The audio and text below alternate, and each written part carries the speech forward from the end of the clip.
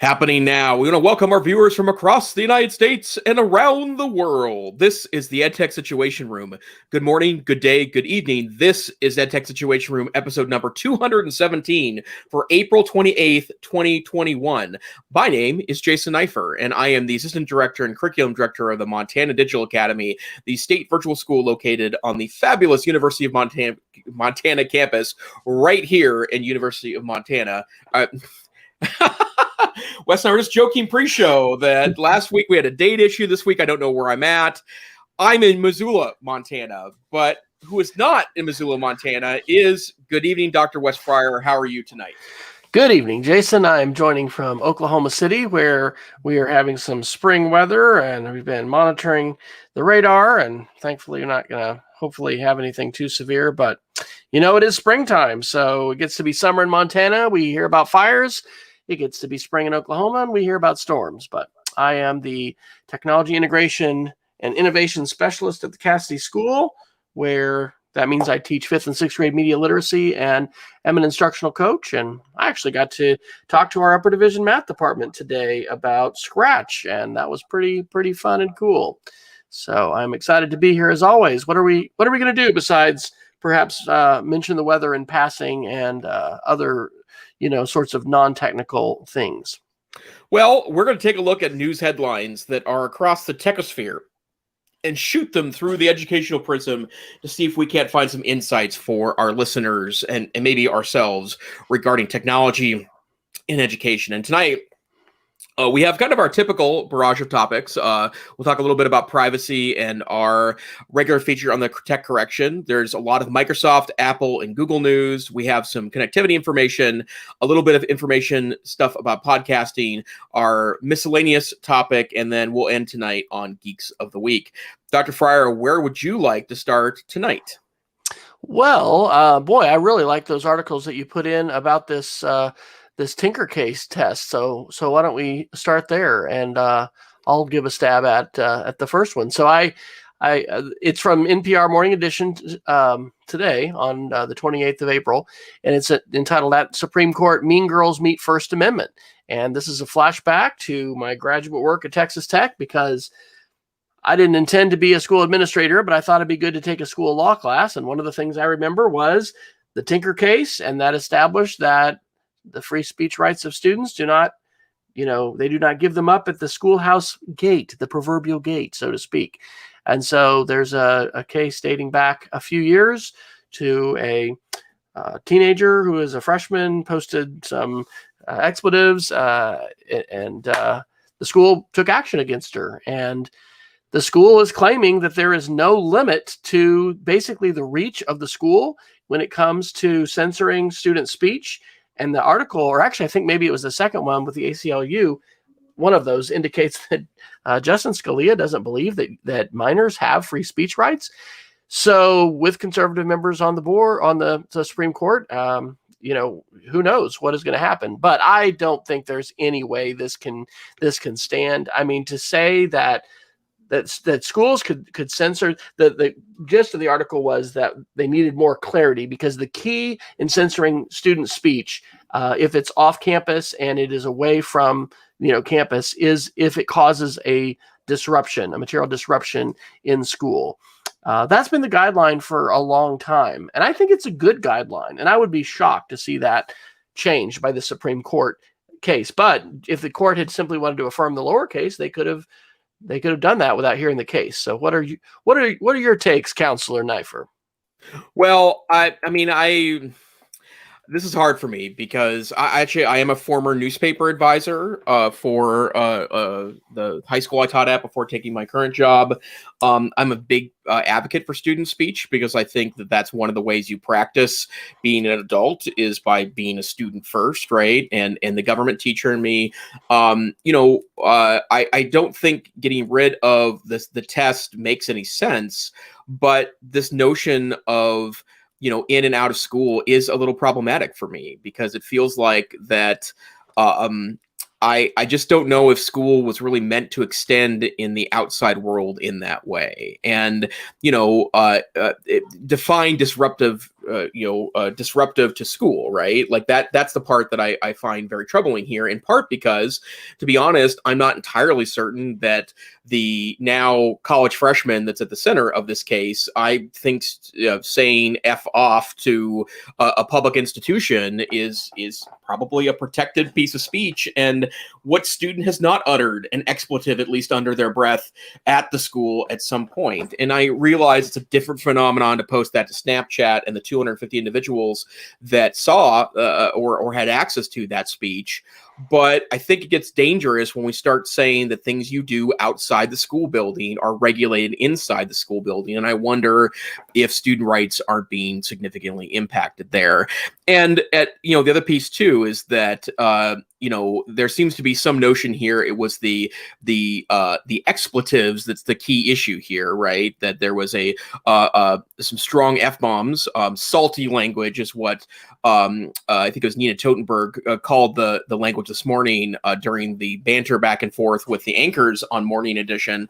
And salty language is a good description for someone dropping F-bombs, but I've had students hurl F-bombs at me. I've seen students hurl F-bombs at administrators before. And while it may be in bad taste, whether that's a punishable offense or not, I think is a different phenomenon than that.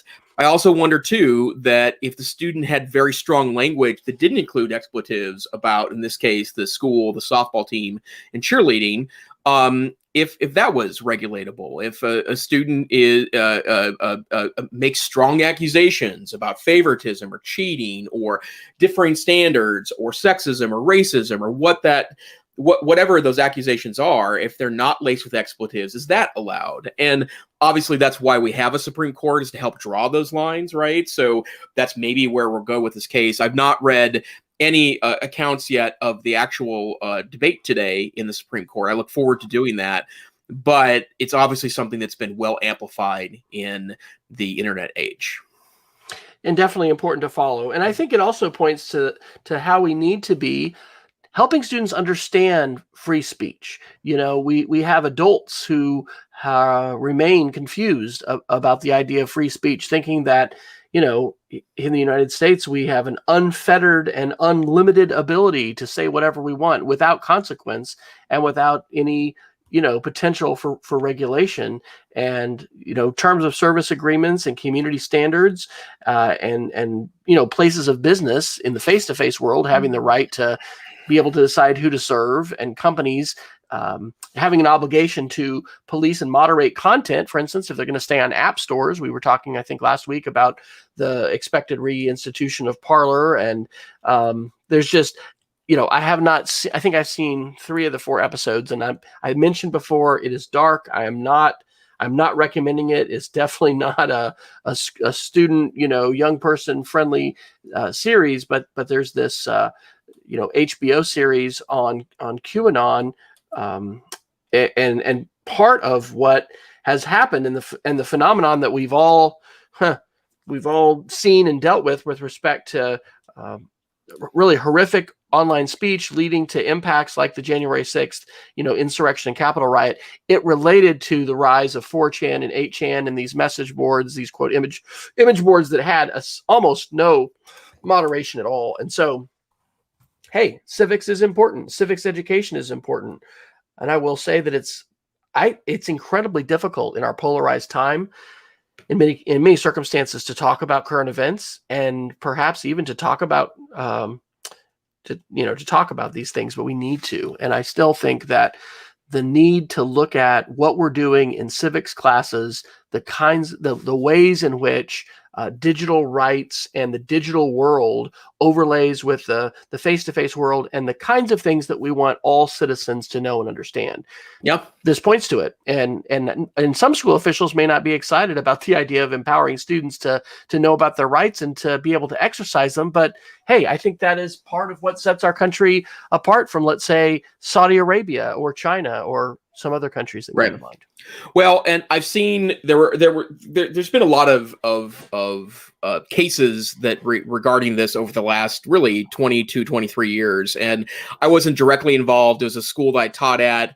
months after this happened, but I taught briefly in my hometown, Great Falls, Montana, and there was a big case in 2002 where a senior at Great Falls High created a GeoCity site, so that gives you a sense of how long ago we're talking about here, called the 10 Hottest Freshmen website, and took pictures of students at school. But the reason why it was an issue is because the student utilized was a member, I believe, of the don't quote me on this one as I say this on a podcast, but I believe that the student worked for either the yearbook or the newspaper and had access to passes to get kids out of class. And as it turns out, he used those passes to pull the students out of class to take pictures of them, which is where the administration decided that it was their responsibility to intervene.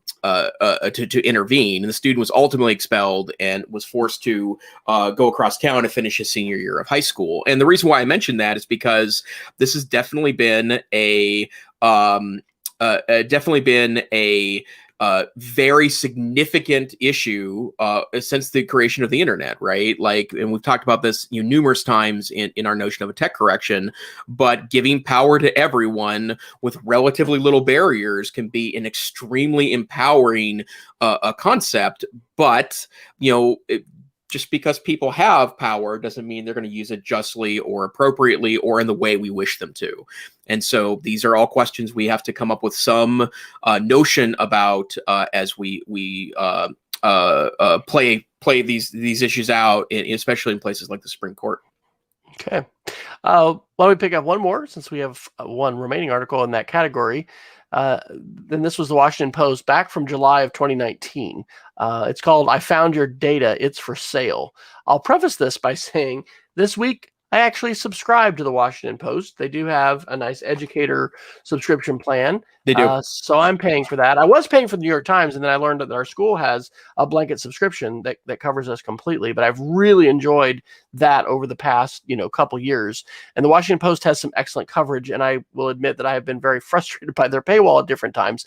And one article that we have in the show notes, actually, and I don't know if Peggy George, I don't think she's online with us at this point, but she had asked if we would discuss it. I found it. This was a related article to that article, but this is a couple years old. It's talking about web browser extensions. It's talking about all the data leaking that those extensions do. And I think as we talk about Apple and some of the changes in the new version of iOS and privacy and yada, yada. Hey, and she is there. Hello, Peggy. Oh, yes, our president was talking tonight. So glad to, yeah, perhaps we should have delayed for that. No, we're charging ahead. Anyway, that's a couple years old, but the point of the article was that, be careful when you're installing extensions, and the level of tracking that has been done and can be done by companies many times, especially, and it's not just in Chromebooks, but many of us are using Chrome. It's a very popular browser, Firefox. There's extensions that are available, and there's a number of companies that are using and harvesting the data from us to, sell them to all these different companies that would prefer. It's like, he who will not be named, the companies that would prefer not to be named and remain in the shadows, who are the data brokers that, have large businesses, but now those are under threat. So just a kind of, even though it's an older article, a reminder about how important it is to watch our extensions and only use ones that I would say have been reputably, have been advocated for and recommended by sources that you trust and that have also been vetted on a privacy basis. It will be interesting to see if more organizations will step forward to vet on that kind of basis, because it's almost like I would like to have a consumer protection. Hey, this has been vetted by, Consumer Reports or the EFF or whoever, is some kind of a guarantee that my data is not being, used surreptitiously. So, thoughts? Yeah, I actually went to the website that was cited there about, it's called, did I keep it up? I might not have, but that was selling some of that data. And I was willing to just right now put down $50 to see if it had my data on it, because that's the kind of stuff I like to do on those sorts of pieces. It did say that one of the things that it takes advantage of is nefarious plugins. which is a really still a massive issue. And while we'll probably talk a little more later about Apple's decision to drop iOS 14.5 and your ability to opt out of things, what I would say is that I think people are just getting tired of being tracked, and people are getting tired of stuff like this happening. And I would go back, if I could go back to 1995 and, stand on a huge rock and say, people of Earth, we need to find a way to pay for the internet that's not through your privacy, right? Like, there's got to be a way we could set this up. I would have argued for micropayments, right? That a way to be able to pay for content without, subscribing, and providing methods to fund innovation. Maybe I'm wrong about that, but that's what I would have suggested at that point in time. But people are tired of this stuff, and it's vaguely terrifying, right? Like, even if you are a squeaky clean individual that would have no problem with your data being seen, you can misconstrue even very, very, very non-judgmental things into some pretty extraordinarily judgmental things. And, there's a reason why the Supreme Court has said that things like your library record is protected, because it goes an awful long way to say that people should have access to what you're putting into your brain. And that's effectively what the internet is in 2021. Absolutely. Privacy, as Tim Cook will argue, is a foundational right for all other rights. And we have talked on the show ad nauseum on different episodes. It's been a while, but about surveillance capitalism and Shoshana Zuboff's book that she spent 7 years writing, and how surveillance capitalism undergirds large portions of the modern internet economy. And we need transparency for this to be able to make good decisions about what we want to do individually and what we want to share or not share, but also so we can come to terms, and this is the social dilemma, with probably what are unintended consequences, which some people are going to argue, is an absolute threat to representative democracy and, the rights that we enjoy as citizens in relatively free societies where our rights are protected, versus having authoritarian governments and, companies and whoever is going to pay being able to weaponize these platforms and subvert educational processes. And that has happened and continues to happen. And I think we are on a good tech correction, hence the title of this section of the podcast articles. We're going in the correct direction, and in part that is due to actions like those of Apple recently. So that could be a segue there. Or would you like to go somewhere else tonight, Dr. Neiffer? Well, yeah, let's go ahead and go to the Apple stuff, because I think interesting to hear your thoughts on some pieces. So a number of people have reported that iOS 14.5 has dropped, and I have installed it on both of my iOS devices. It's now the operating system on my iPhone and iPad. And I guess I did not anticipate myself doing this, and I went ahead, and there is literally a setting now you can go into in the settings. And all you need to do is click on a couple of settings, and it just stops tracking altogether. It's not as universal as it sounds, because there are still a number of apps in the App Store that have not updated after Apple made apps update to be able to talk about what they're doing for their privacy restrictions, but it's enough. And I will say that I don't notice anything different. I mean, it's been a day, so it's not like it's a huge deal.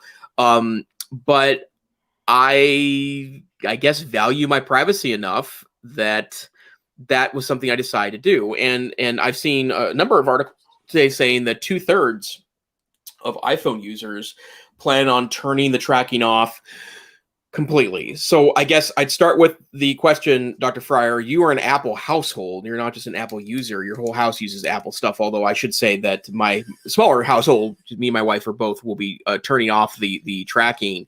Is this an option you will take as well? Yeah, I'm going to turn it off. I mean, these companies made money and marketers made money before we had this incredibly invasive level of tracking and data reporting. My issue, and I'd be interested who's had success with this, is so once you update, you go into settings, there's a new, you go to privacy, and there's right below location services, there's a new menu that says tracking, and then that's it. Allow apps to request to track. Well, the screenshots on some of the articles that we have, they show apps that will appear below here, and then you can on and off those apps.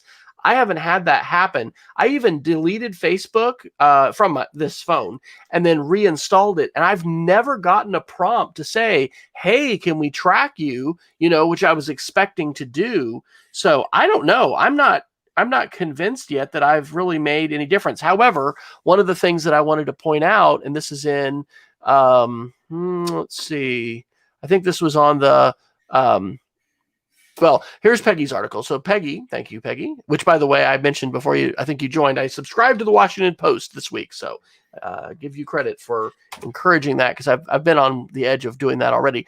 The article she wanted us to talk about a little bit is Facebook now has to ask permission to track your phone. Here's how to stop it. And that's an April 26th article. Let's see. I was trying to think. Well, maybe that was the one. Anyway, I follow these steps, and I think that Washington Post article leads to a link that talks also about third-party tracking, and you have to do this on the web. You can't do this in the app, or it's a little harder or more difficult to do on the phone. But it lets you wipe out, supposedly, and I think this can take 24 to 36 hours or something, third-party tracking data that has been tracked in the past. But then you've got to dig even deeper in order to say no to future third-party tracking. But this is like you go into Walgreens or CVS and you buy some kind of medication, and then they're going to be letting Facebook know about it, and they find out. This, by the way, some people will say, because I've read plenty of places where, no, your phone's not listening to you. And I've heard people tell stories, and I've had experiences too, where I'm like, no, it is, because it's just been too freaking creepy in terms of something that has been said. And then you open up Instagram or Facebook and there's the ad for it. But anyway, some of this is supposed to be because of third-party tracking. So I'm glad those tools are available. These things are being highlighted.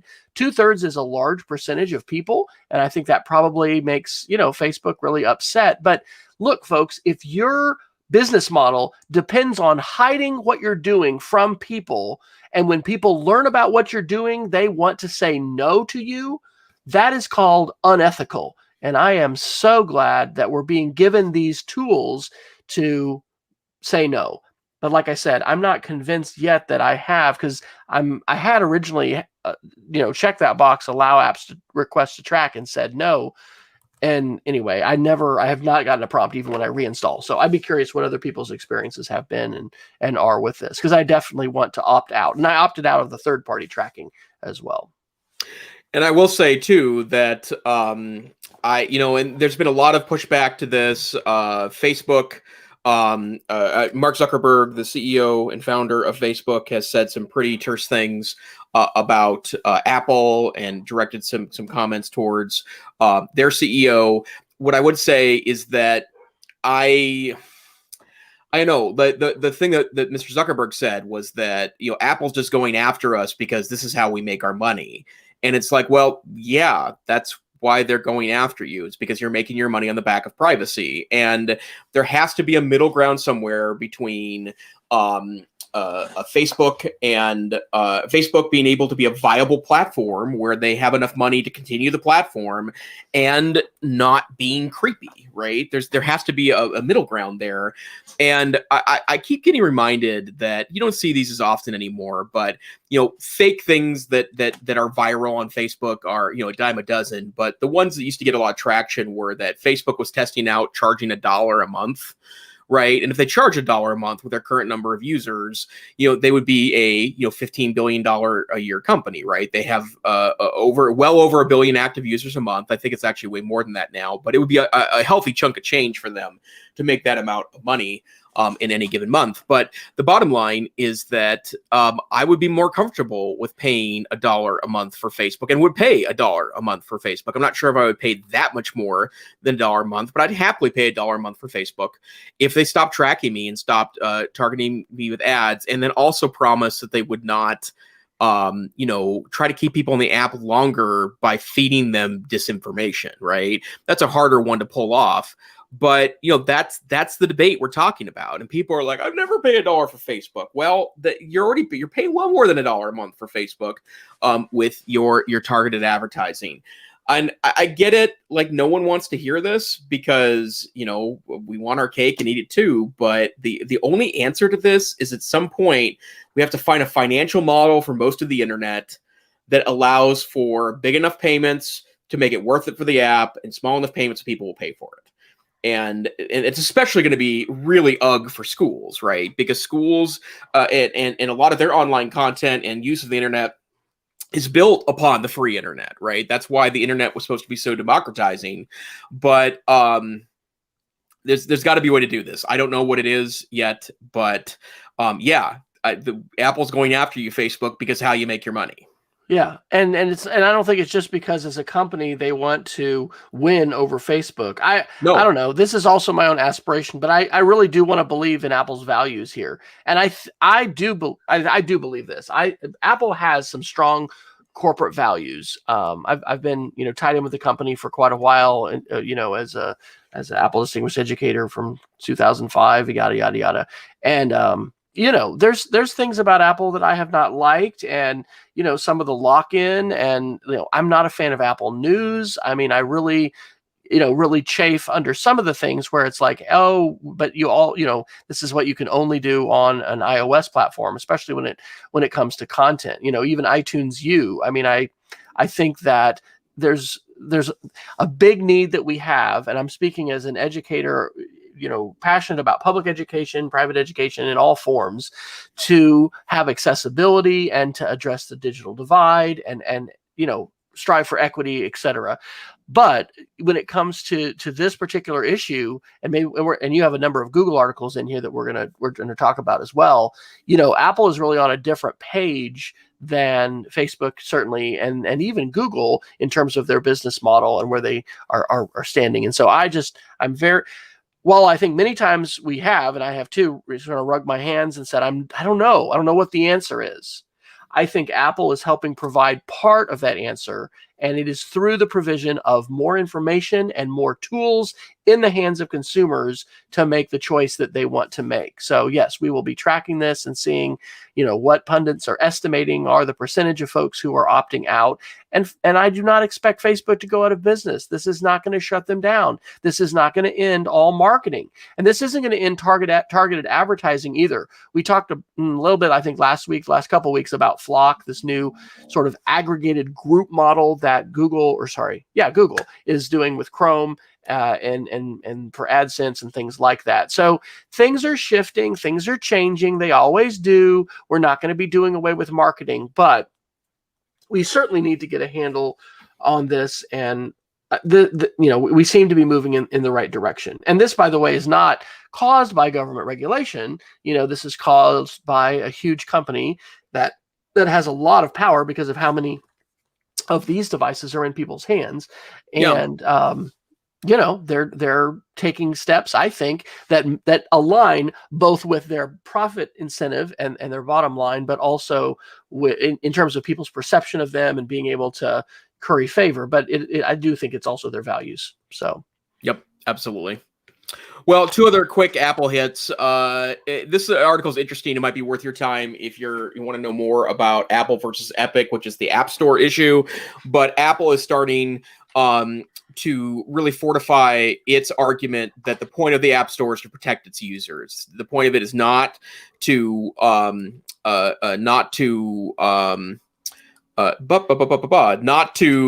be a marketplace for app creators. It's there to protect its users. And I'm reminded of something that goes way back to the start of the iPhone. When the iPhone was first released, there was no app store. And in fact, Steve Jobs said at the opening pitch for the iPhone that you don't want third-party apps on your phone, right? You want the internet, you want the phone, you want Mother Apple provides you, but you don't want an app store. And I would agree with the criticism then to say that it really diminishes the power of the platform if you can't freely install apps. But I do think that the App Store has been a generally good middle ground for users and companies to get access to Apple users. And this notion, I don't know if the 30% cost share is too high or too low, or if that stifles competition. I don't have an opinion formulated to that, but I do think users need protecting. And one of the things that I will tell you is that there's not a week that doesn't go by that another 25 or 30 apps over in the Play Store on the Google side aren't caught, stealing your data or mining Bitcoin on your phone or something stupid or insane. And you can download, really, really nefarious app stores and just install them on Google. And I'm not saying that for a lot of folks, that's an okay thing. For example, there's a wonderful open source app store that I usually would install on a Google device that I thought was pretty effective in delivering great open source software that's generally considered to be more safe than commercial software because there's open source code available. But the bottom line is that Apple is fortifying here. Yeah. And then one other thing that I would also note, I pulled the trigger and bought some Apple tracker thingies just because I saw a demo online. AirTags? AirTags. I'm going to call them tracker thingies because that's kind of how I'm feeling about them right now because they got me right, like hook, line, sinker. It was the demo that I rewatched, and the notion of it does. Right now, I'm a Tile user. In fact, I pay for Tile Pro because of how good the Tile service has been. But the fact that you can, because you can't do this on Tile right now, you it will show you hotspots of where it's located at, and you can guide your phone around. It's not just playing a sound for you. It actually will show you where it's at. I bought 4 of them. I'll use 2 of them myself and give them 2 of them to my wife, assuming she's not creeped out by it. But and they have a significant number of security procedures built in, so you can't use them to track other people. For example, you can't throw in the back of someone's car. If you want to track something that you're not near, it requires authentication to do that. So. Interesting stuff. But immediately, the folks at Tile. Freaked out about this. I think they knew it was coming. They had a press release moments after the Apple event ended last week, and they will be asking antitrust regulators to look into Apple getting into this business. So we'll see, and I'm sure that I will have a full review of this product next week. So, and we've seen this movie before with a lot of different features that a third-party developer creates, and it's an app, and it's great. And then Google or Apple decide, yeah, that is great. We're going to make that a core part of the experience. I think we're about to see that. Well, I don't think we are about to see that with Google and Chrome with screencasting, right? And a company like Screencastify is probably going to be in trouble. I mean, they're going to be challenged to further differentiate themselves from the default built-in features of that. But how many people are going to pay for that when it is built in? But I kind of think this is just sort of the nature of operating systems and computing platforms.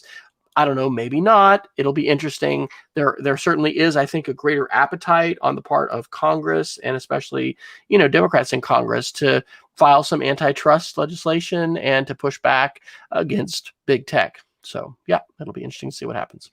Yep, absolutely so. Okay, where to next, sir? Oh, let's see. Why don't we slip down to the miscellaneous category? Let's do so. Yeah, this article is from the Herald Sun on April 27th, and I will admit to you, I don't even really know where the Herald Sun is. So what the heck am I doing as a digital literacy teacher not checking that out? So today, actually, I was talking about lateral reading with my kids. So let's do it right now. Wikipedia, Herald Sun. It is based in Melbourne, Australia. So when you vertical reading would be, staying on that website. Lateral is going to the side and simply adding Wikipedia to the name of the source. A great thing. So this is a Melbourne, Australia newspaper. And the headline here is, after years as a meme, Disaster Girl takes control of her image with a hefty payoff. And you probably will recognize this image. It is the image of a residential fire and this grinning young child who I guess a lot of people just assumed, had set fire to the house. And it tells the story that, of course, she did not do that.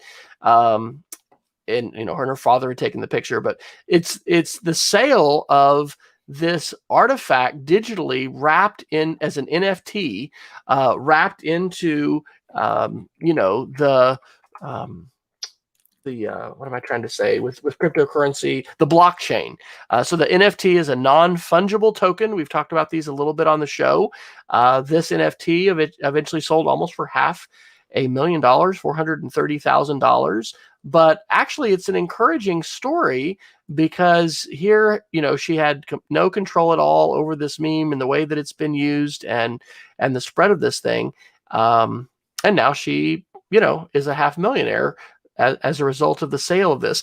I still can't get my mind around this. So, Jason, can you clarify the NFT for us all? Well, there's one clarification I have to make. I'm sorry to do this, Wes. This is actually the Durham, North Carolina. Is it? Harold Sun, yes. Oh, thank you so much. Yeah, see, we got a faster. I was having to try to talk and Google at the same time, Dr. I was clicking at the bottom. Thank you. But I would also note too, like, this is the kind of conversations that should be going on in your classroom, right? Like, I always, especially as a debate teacher myself, when I was in the debate classroom, that especially when we were talking about sources, like, just do these are group activities. They really are as part of this process. But I don't get this from here's my disconnect. I like the idea of NFTs, non-fungible tokens, because I do think that there is a whole world of digital art that just isn't getting compensated appropriately right now. And having some friends, some of which are former students that are in the art world that are mostly digital artists, and 100% chance she's not listening, but shout out to Chelsea Carlson, one of the maybe the most creative person I've ever had the opportunity to work with, former student. There's something here, right? And there's definitely something here, and that because the NBA and Major League Soccer and the WNBA and the NFL, they're all getting involved in this. But here's the disconnect for me, right? So Disaster Girl, which I read this article, it's a great article. I think it's good that Disaster Girl had an opportunity to get some control back of this, because her image spread.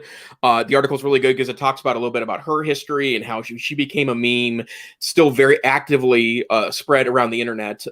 But she decided to sell, this image as an NFT and made $500,000 on it. And there's an organization that's been collecting a ton of these meme NFTs as part of their archive of owned pieces. Overly Attached Girlfriend, that meme, her name's Lania. She also did this as well. Bad News Brian. The fact that I know the name of a lot of these memes is probably something worth judgment. But, the bottom line is that a lot of people profited off of this that probably deserve to profit off of this. But here's the disconnect. I still don't understand yet how you're really protected in ownership of this image, because what would need to happen then, based on ownership rules of media, is that you'd have to take a legal action against someone to reclaim that image when it's used inappropriately, right? Because copyright is against the law, but there's no criminal penalties there. Copyright is enforced via civil penalties, right? That's how copyright law is enforced in the United States. It is against the law to do it, but that doesn't happen in criminal court. That happens in civil court. And so I think that Disaster Girl would then need to sue someone that posted the meme, and to reclaim her rights, or to profit off of that, right? Or ask for profit based on any funds that were acquired through utilizing that image. And my understanding is that you've always had that right? She's always owned that, for at least I think her father's always owned that photograph. He was the photographer. It's a photo that ended up in a photo contest. And he's always owned that photo. So he could have sued anyone that was spreading it in this way. So I don't know yet how NFTs protect the artist. That's where I'd like to hear more from artists that are doing this, because I'd like to hear your plans about how you're going to protect your intellectual property. I think that's an important part of this, but that's the missing piece for me right now. Very good. And shoot, let's just go ahead and finish off the category with another lovely article that is not a mainstream. And then we're going to get to some mainstream core Google stuff, I know, because Jason will always take us back. This is from The Verge a couple days ago, 2 days ago on April 26th. Inventive grandson builds Telegram messaging machine for 96-year-old grandmother. So this is delightful.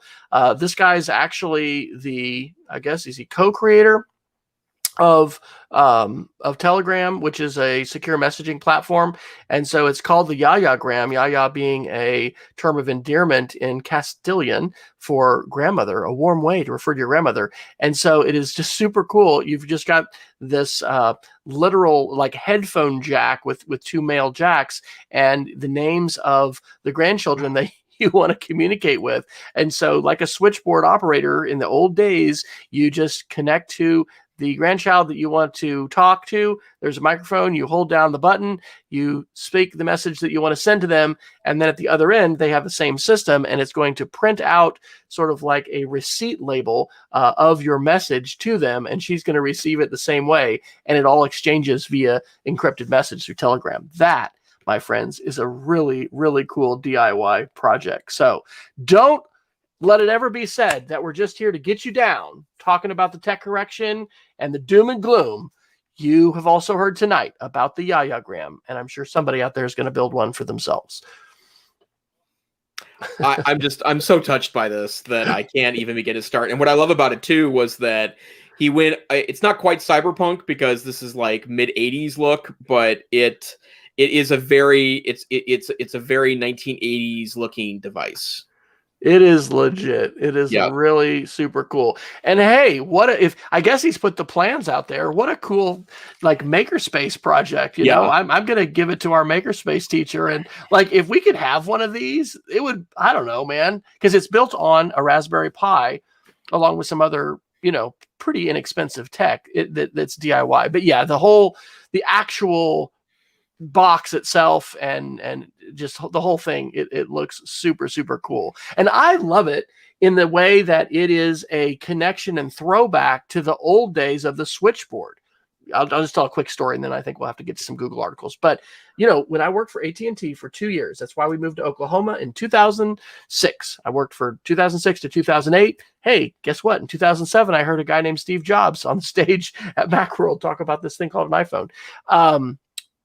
I had an opportunity to go into several different communities into what was the switchboard, the whole building that used to be people and then became digitized. And now it's just this really, really small area in a larger building, and we have in downtown Oklahoma City a museum, for the switchboard operators and where we came with telecommunications. So this is really cool that it's using an excellent encrypted platform, Telegram, to send these messages, but yet it's a throwback to the old days when we actually had human beings taking analog plugs and switching them back and forth. So pretty cool. Super, super awesome.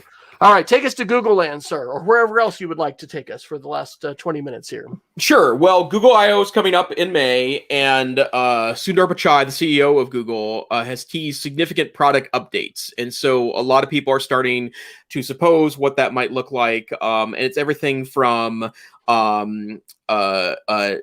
native installation of Stadia, which is Google's streaming gaming platform on Chromebooks, which apparently is something that people are desiring significantly. Potentially a new Pixel 6 phone, which would be a nice piece of new hardware. I'm sure the Google phones are vastly superior, in my mind, to alternatives in the Android universe. There's also rumors that Google will also be releasing its own silicone. So in other words, they're going to start making their own chips, which I think puts them in pretty decent competition with their friends at Apple. But one of the things I wanted to mention is that we'll certainly be keeping an eye on this. And my guess is that education will not be lost at this conference, that Google has made significant gains in the last year. I mean, everyone's up, right? Everyone is serving more because of the pandemic. But the bottom line is that more people adopted Chromebooks in the last 18 months than did any other platform, even though MacBooks also increased its market share during this time as well. So, stay tuned for that. Now, some very specifics. First, Chrome OS 90 has been released, the 90th release of the Chrome operating system, and I have installed it on my on one of my home Chromebooks. In fact, I had the beta version. I installed the final version. I'm actually going to leave my town for the first time since March 4th. I'm going to see my parents this weekend, which is very exciting. I'll be taking a car trip. I'd be lying if I didn't say that just packing has been a little anxiety inducing because I haven't done it in so long. And they're going to see your hair, Jason. Do you think they are your going mom to see my will she meet you with scissors? That's what I want to know. Well, it's either scissors or they're just going to like take a huge mallet, hit me over the head, and then shave my head because my parents have already explained that they're not a fan of my new hair. But so, you know, my trusty HP Chromebook 13G1, by far my favorite Chromebook ever because I bought it used for $100 on eBay because it was slightly bent, and it's been my trusty pal ever since. But this has Chrome 90 on it, and the only thing that's really exciting about Chrome 90 that I think is worth your time, if this is useful to you to experiment with, is that there is now a native scanning app. And one of the things that Chrome has been really working on that I think has been really awesome, the Chrome OS team has spent quite a bit of time trying to make this a viable full-time computer for power users, right? And I've already proven you can do that, right? I'm a power user. I used it for a long time as my primary platform. I probably will still do so at work for a desktop platform, but you can now plug in a scanner, or if it's got a web-based interface, or I should say a network-based interface, you can scan to network, and you can now scan directly to PDF, or I think they have an OCR thing built in that as well. That's super cool. There's also one other thing that's probably more for power users. There's now a diagnostic app on Chrome OS, which you can see statistics about the memory and the battery and the CPU usage. And before, you could download third-party apps to do that. But, you know, as we explained earlier tonight, maybe that's not a super great idea to do in Chrome. That may be a something you might want to give up on, and building more things into the native a Chrome operating system, I think, is super great. But Chrome Unboxed has a great walkthrough video. There's still, in my mind, if you read Chrome Unboxed and About Chromebooks from Kevin Toffel, you're going to get 99% of the great information. It's not as well covered on a lot of technology websites and blogs as I think as it should be. But if you really want to get deep in Chrome world, those are two excellent news sources to be able to do that. So Wes, I guess I have to ask the question, now that you can scan natively in Chrome OS, is it time to give up your love of Mac OS and move to Chrome OS? Well, hey, let's be clear. I love Chrome. I have a Chromebook in my room. All my fifth graders have Chromebooks. Our entire school middle school is going Chrome OS with a new, I think, Dell 11, Chromebook. So I'm really looking forward to having a new Chromebook. As you mentioned, your different devices. I don't know. Was it the USI stylus? Is that the yes, that's one correct. that you talked about? I don't know if these Dells are going to be compatible with the USI stylus or not, but I'm really glad to see Google innovating. I echo what you're saying about, upcoming announcements. They're not going to forget education. We talked about on the show Google's fantastic education event that they had in February, and that archive is still available. You can go take a look at it. So many different things that Google did to rise to the occasion during the pandemic. And what other company could rise to what Google has done for free? It's just incredible. So it's always an exciting time, and I look forward to the I/O event. But and then also a throwback to the article, Jason, you had shared 2 weeks ago, and I mentioned it again last week, where it was like Moore's law is not over, but it talks about chips and how it's not just about the processor speed and the kinds of metrics that we used to be comparing, but added on to that, and I'm not going to fully capture everything, but this idea of making your own silicon and the speed value of that, it's not just going to be something that Apple's doing, it's happening in other industries. And so, yes, I would be confident that we're going to see Google follow suit. And, this is just continuing to push that curve of speed and performance to the point where I think tonight, Jason, would you say you have adequate speed in the in-processor Mac at your fingertips today, or do you find yourself wanting power? Well, the Mac OS is great, right? I mean, and the M1 chip is something really special. And the thing that is, I suspected this, but now that I have access to the device, it's just not slow in any way, shape, or form, right? Like it's not, there's no point I'm thinking to myself, man, I wish this was faster. And there are times, and I have access to a great Windows desktop at home. It's a gaming machine. It's a little old now. It's 5 years old.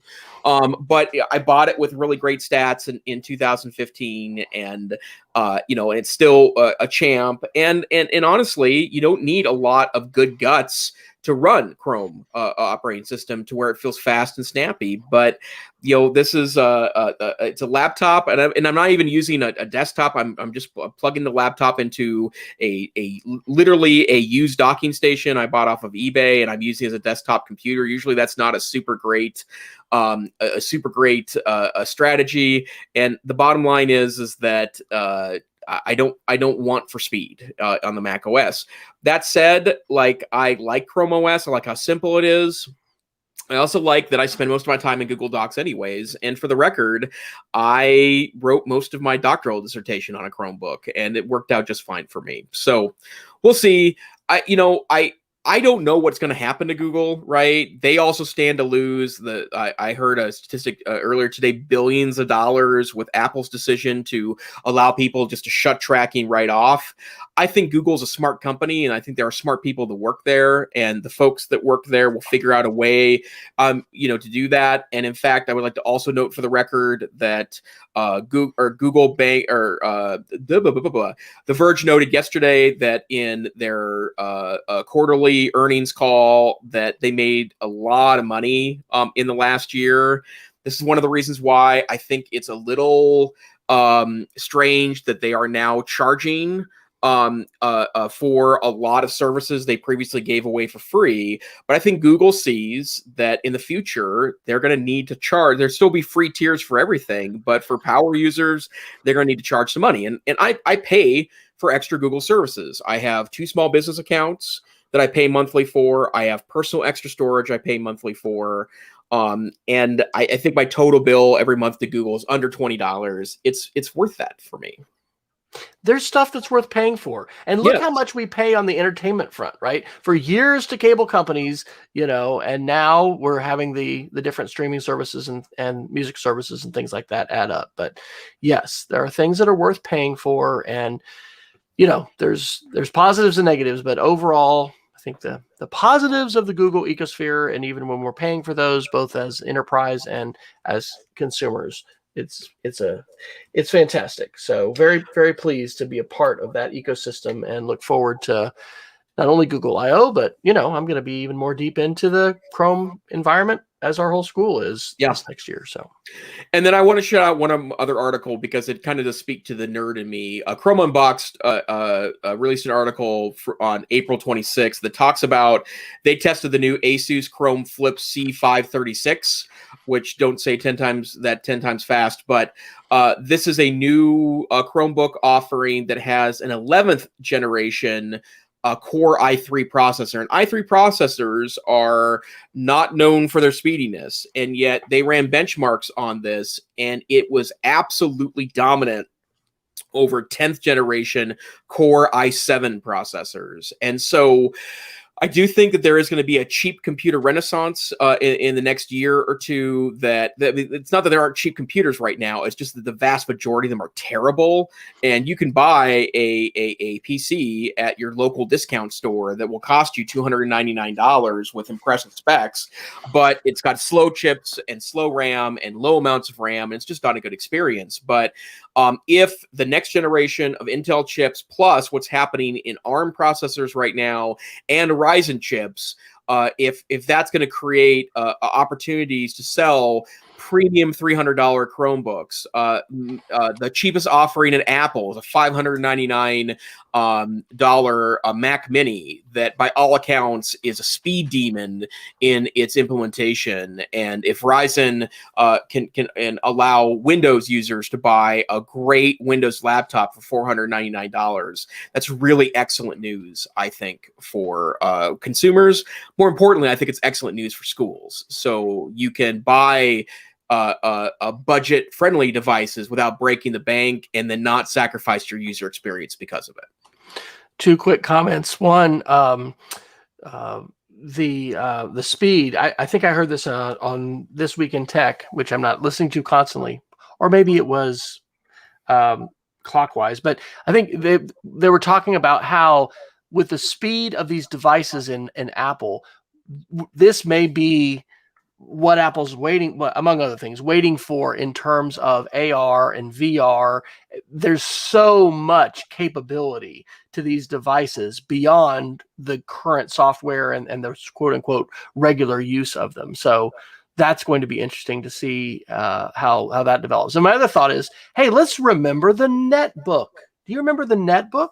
When I became a tech director in 2015, we had about 20 or 30 of these cheap old things that had been purchased in our library, and they were small and kind of cute, but they were horribly slow and they just weren't that great. They kind of sucked. And, no one cried when we gave them away. And so today, the idea of being able to get a relatively inexpensive device that can be, not only faster today, but have a greater return on investment. I will say that, nothing in my experience has beat a Mac for that return on investment and how long we can use the hardware. So we need to calculate a return on investment. And it's more than just how cheaply the, company can deliver the device to your loading dock. But remembering the netbook, knowing how, schools are very excited about the price points of Chromebooks, I think all of this bodes well for not only, today and consumer, but also in the future, because schools, we hang on to things for a long, long time. And in many cases, we're reticent to give them up. So important to keep the security updates going, important to, have a plan for when we're going to refresh things, but good to see these trends continuing, because we've certainly read articles before about the end of Moore's Law and it's all going to be over. And no, not yet. Yep, absolutely. And then, actually, let's save the rest of the Google articles for next week. I do want to do a couple quick connectivity articles. First, in a bit of breaking news, the Great Falls Tribune, which may not be on your reading list, but that's my hometown paper. The Great Falls Tribune reported last week that Montana officially has the slowest internet of any state in the union. So, and that includes Alaska, right, which struggles a bit with internet connectivity. And it's obviously not me. I have 400 down and 20 up. I am just fine in relatively urban Western Montana. But just a note that I hope if the infrastructure plan passes, that President Biden has proposed, that there is a concerted effort to make sure that real connectivity gains happen in very rural areas, because it has not happened despite 20 years of efforts. And that includes having a number of very powerful members of Congress from the state of Montana aggressively lobbying for that. We had a senator named Senator Burns, who actually has a building named after him at Montana State University, the Burns Communication or Telecommunication Center, that did a lot of work in the 90s and early 2000s to put money into telecom to bring the internet to Montana. Investment here has not kept pace, and we need that super badly.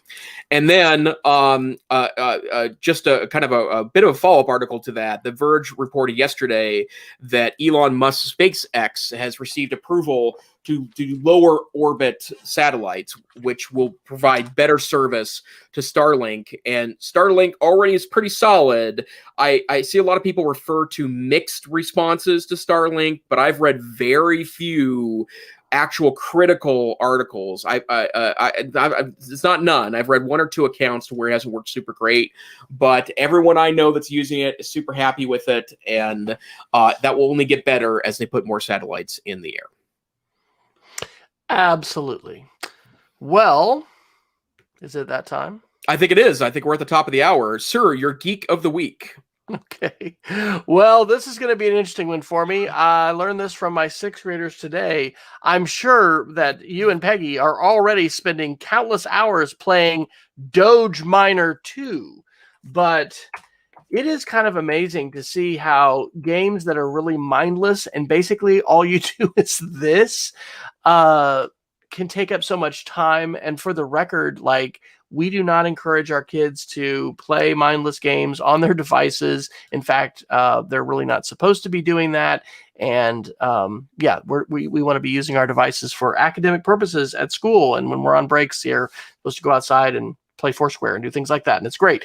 But holy cow, right? It is a continual issue of what is the latest game and what are kids doing. And this Doge miner, it's from a gaming standpoint, it just, I mean, we do this as adults too, right? We could be doing all kinds, and I try to do some very edifying and positive things. I listen to great podcasts, but sometimes I am probably doom scrolling my Instagram, looking at other people's pictures of barbecue, and my wife loves Facebook Marketplace and these other things. So yes, Doge Miner 2, the most popular game among 6th graders at our school today.